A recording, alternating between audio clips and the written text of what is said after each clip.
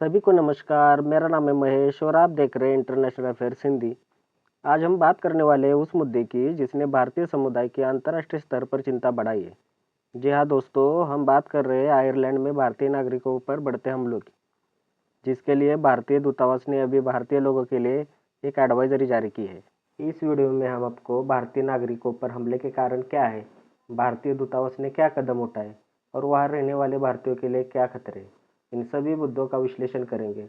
तो जुड़े रहिए इंटरनेशनल अफेयर्स हिंदी चैनल में और सब्सक्राइब जरूर कीजिए। चलिए शुरू से समझते हैं। यहाँ द इकोनॉमिक्स टाइम की खबर है, Indian embassy in Ireland issue security alert as attack on citizen rights. यहाँ लिखा है, आयरलैंड में भारतीय नागरिकों पर हमले बढ़ने के कारण भारतीय दूतावास ने सुरक्षा चेतावनी जारी की है। यहाँ द टाइम्स ऑफ इंडिया की खबर है, attack on Indians rise in Ireland avoid desert areas special in odd hours says Indian embassy after racist assault in Dublin. यहाँ कहा है भारतीय दूतावास ने कि आयरलैंड में भारतीयों पर हमले बढ़ रहे हैं, इसलिए खास तौर पर सुनसान इलाकों में और अजीब समय बाहर जाने से बचे। यह सलाह डुबलिन में एक नस्लभेदी हमले के बाद दी गई है। मामला क्या है, शुरू से समझते हैं। 19 जुलाई 2025 की शाम डुबलिन के इलाके में एक 40 वर्षीय भारतीय व्यक्ति पर हमला हुआ। यह व्यक्ति 20-21 दिन पहले ही आयरलैंड आया था, जहां कुछ किशोरों के समूह ने गलत आरोप लगाकर उसे बुरी तरह पीटा। हमलावरों ने कपड़े भी उतार दिए, चेहरे पर शरीर पर चोट आई थी। उसे ऐसे ही हालत में छोड़कर चले गए।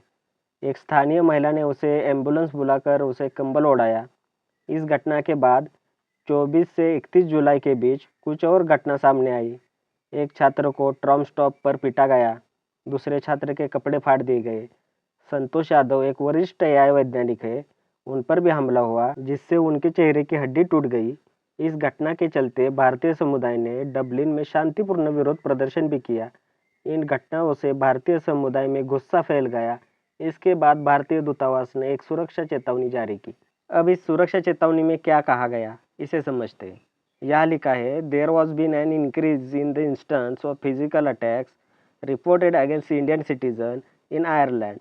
Recently, the embassy is in touch with the authorities concerned of Ireland in this regard. At the same time, all Indian citizens in Ireland are advised to make responsible precautions for their personal security and avoid desert areas, especially in odd hours. मतलब इसमें कहा गया है, हाल ही में Ireland में भारतीय नागरिकों पर हमले बढ़ रहे हैं।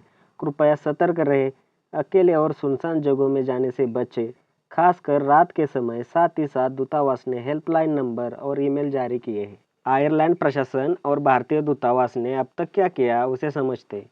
भारतीय दूतावास फिलहाल इस मुद्दे पर लगातार आयरलैंड सरकार और लोकल पुलिस के संपर्क में है।